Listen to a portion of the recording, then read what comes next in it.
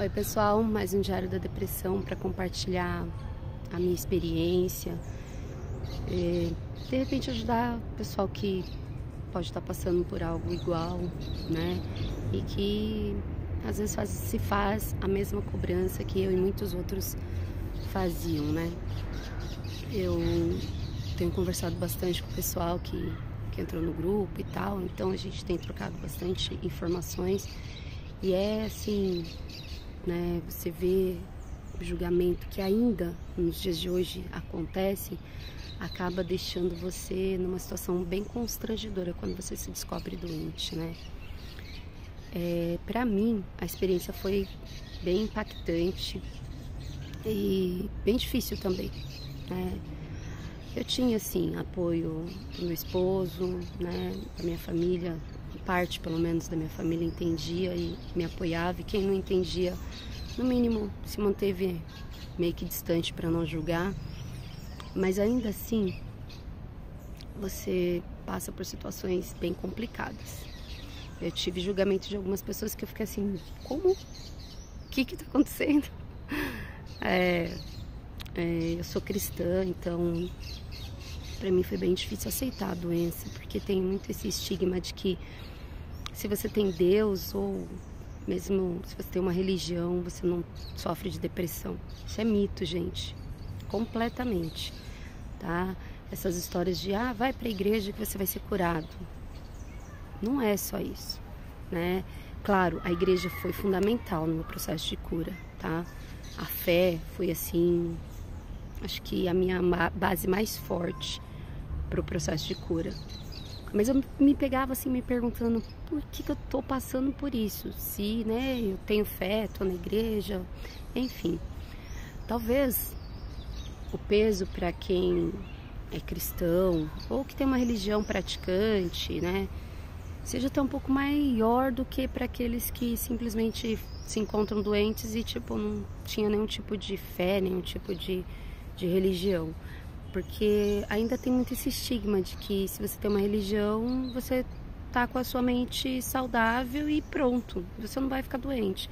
Só que a depressão não é só espiritual, né? Claro, a gente sabe que tem uma parte também, né? Porque tem a questão da tristeza e dos outros sintomas. Mas no meu caso, por exemplo, a tristeza, a melancolia, foi a última coisa que apareceu. Foi assim, quando eu me descobri doente, foi que ela apareceu. Então, assim, não é uma regra.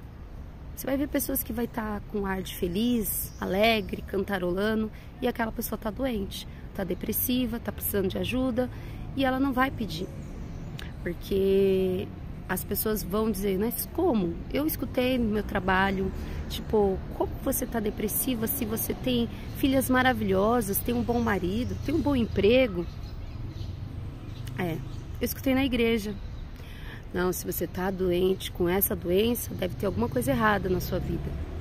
Gente, tinha alguma coisa errada com o meu corpo, né? Eu tive a depressão química, né? Que é por falta de alguns hormônios, alguns componentes no cérebro. E obviamente que ela vai desencadeando uma série de outros fatores, né? É como se fosse uma avalanche. Caiu, a pedrinha começou a rolar, ela vai tomando cada vez uma forma maior e você não dá conta de segurar, né? Então, assim, não é uma coisa, é isso e pronto, tá? O motivo é esse. Tem motivos espirituais? Tem sim. Tem motivos emocionais, né? Às vezes você perde alguém e não consegue se recuperar do luto, às vezes não é alguém que morreu de verdade, né? Só te abandonou, você também não consegue se recuperar. E isso tudo acabam sendo os gatilhos que vai fazer com que a doença se manifeste cada vez mais, porque existem as situações que você, por exemplo, você perdeu alguém, você já não vai se alimentar adequadamente, você vai se entristecer, vai se afundar, e os hormônios vão fazendo uma alteração cada vez maior e você vai ficando doente de fato, né? Deixa de ser uma tristeza para ser uma depressão. Então, o pessoal confunde muito que todo depressivo é triste, né? Ou todo triste está depressivo. Não, na verdade, a tristeza faz parte da vida, é saudável, natural. Diga-se o filme Divertidamente, que mostra isso claramente, que a tristeza é um sentimento válido, mas quando ela se torna o único sentimento presente, isso é um problema, é um sinal. Então, se você não tem prazer em desempenhar as coisas que você fazia, se você tem a dificuldade de se isolar, mesmo que você não seja o tipo de pessoa que fazia isso, né? Vamos supor, tô me isolando porque eu só quero tranquilidade. Tá, vamos lá, você quer tranquilidade ou você não quer interagir com ninguém? Né? A gente tem que sempre saber ler qual é o nível ali. Eu, quando fiquei doente, eu interagia muito no trabalho, com os meus amigos, saía com o pessoal depois do trabalho, enfim, a gente ia comer pizza, jogar conversa fora. Eu era uma pessoa sociável, né? Me socializava na igreja, com os familiares, mas isso não me impediu. Então, não é porque a pessoa está socializando que ela não está doente, né? E no meu caso eu já estava. Quando eu descobri, eu já vinha há quase um ano doente. Só que eu não percebi os sinais. E o seu corpo vai te dar sinais, tá? Não tem ninguém melhor do que o seu próprio corpo pra te dizer: ei, cara, tem alguma coisa errada. Então, presta atenção nos sinais que o seu corpo vai te dar.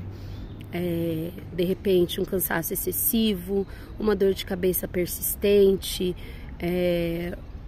uma tontura, sintomas que às vezes, tipo, nossa, mas eu não tô doente, por que eu tô sentindo isso, né?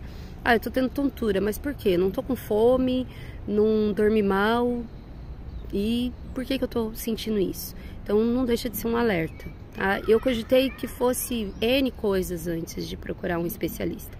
Na verdade, né, eu só procurei um especialista quando eu cheguei, cavei o fundo do poço, né? Já tava lá e cavei um pouco mais.